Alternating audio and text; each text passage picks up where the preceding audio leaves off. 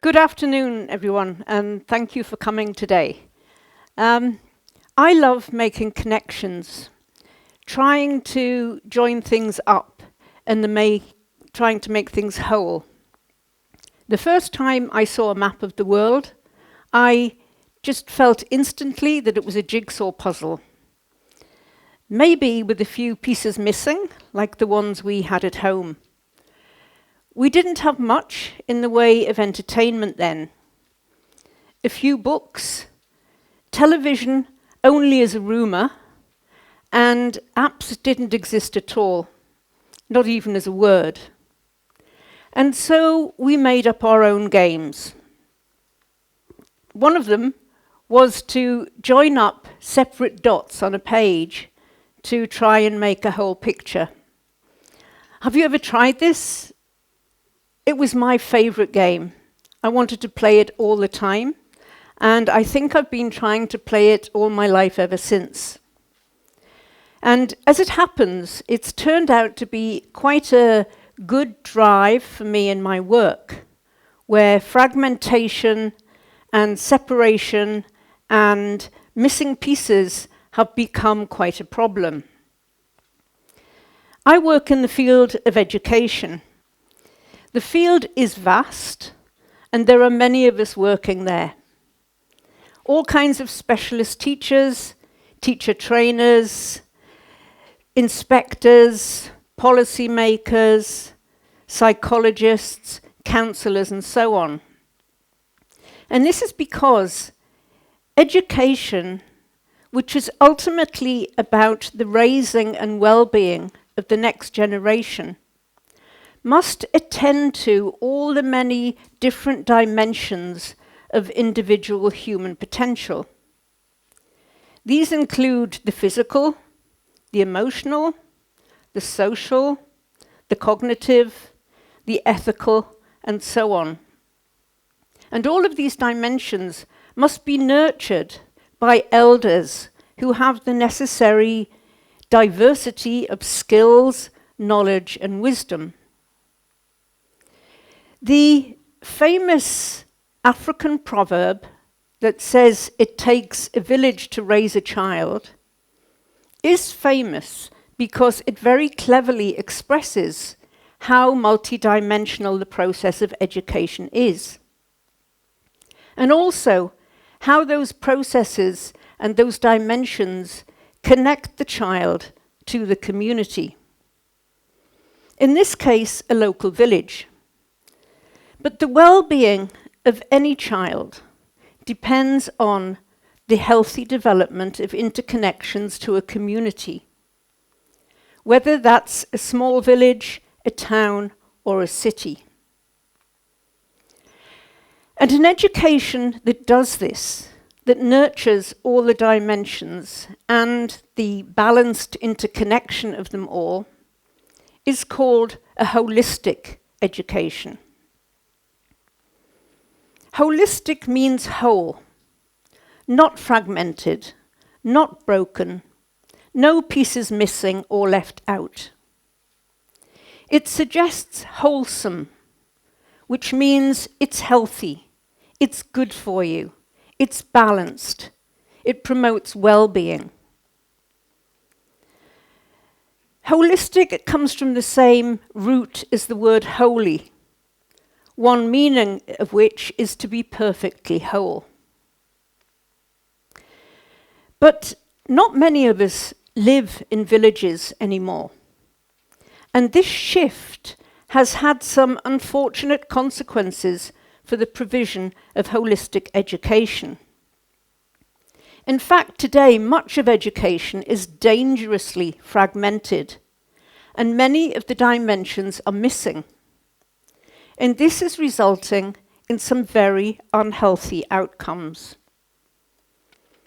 So, what happened and how did this come about? Well, when we started to move from villages into towns and cities, local communities grew up around institutions like churches and temples. And families were big.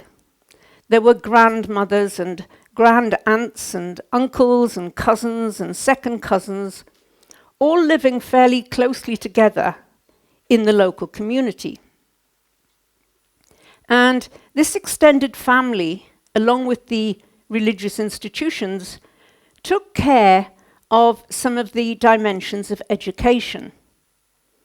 They passed on common social values and shared expectations about proper ways to behave and live together. There was always someone there that you could turn to in times of distress.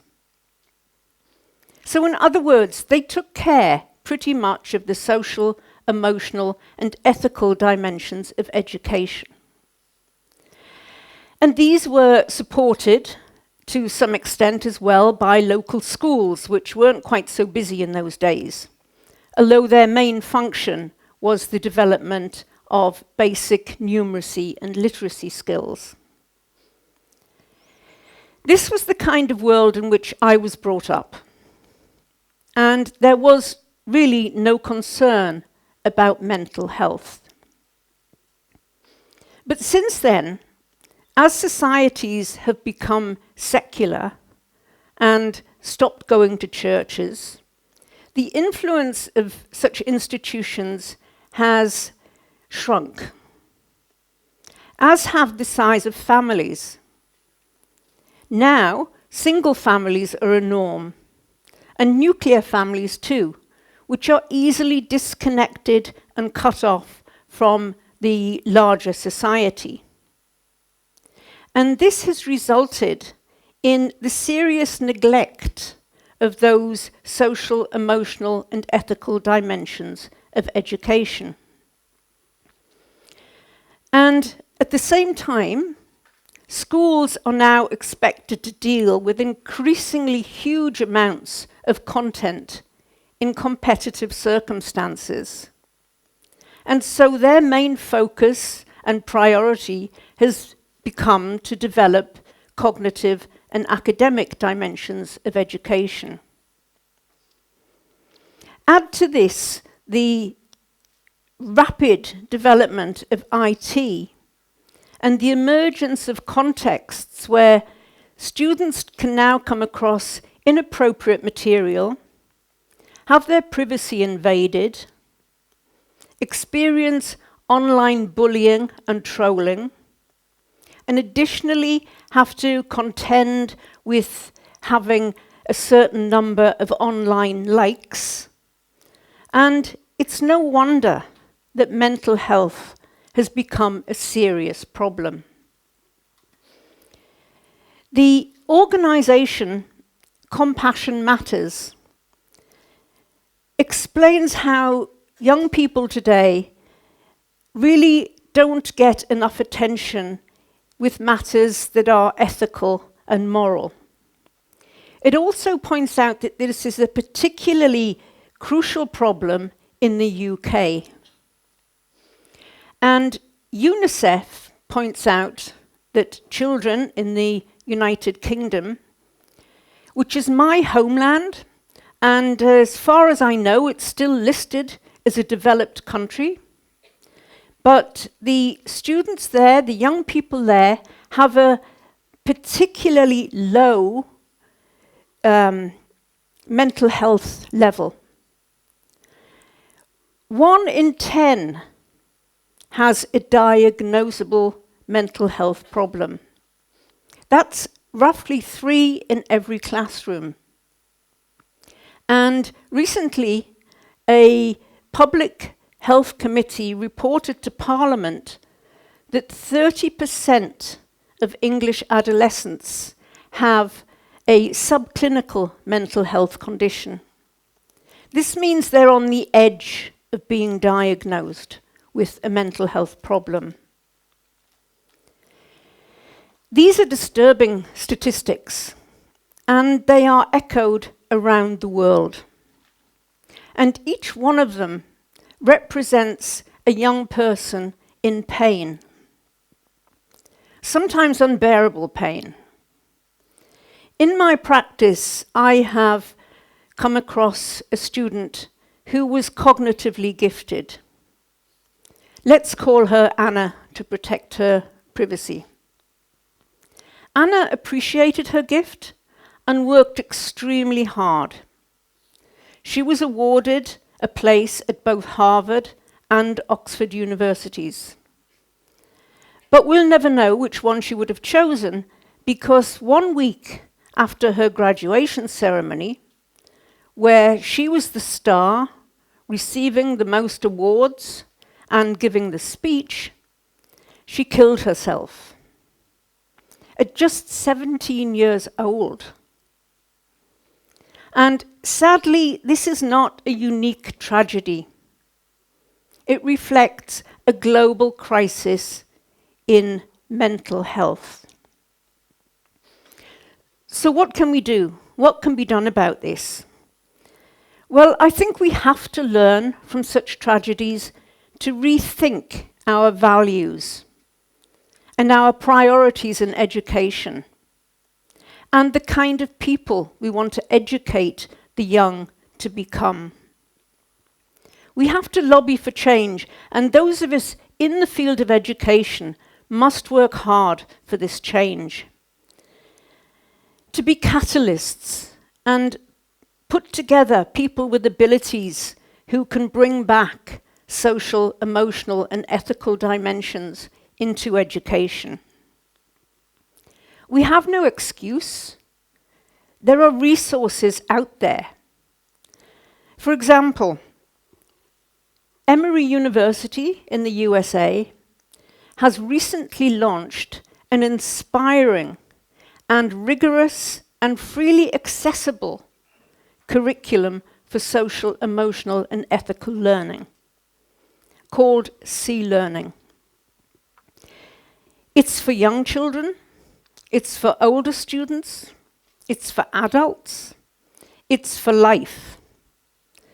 And it's based on and connects contemplative practices from Eastern wisdom traditions with the very latest in neuroscience research and critical thinking and trauma-based practices and human biology.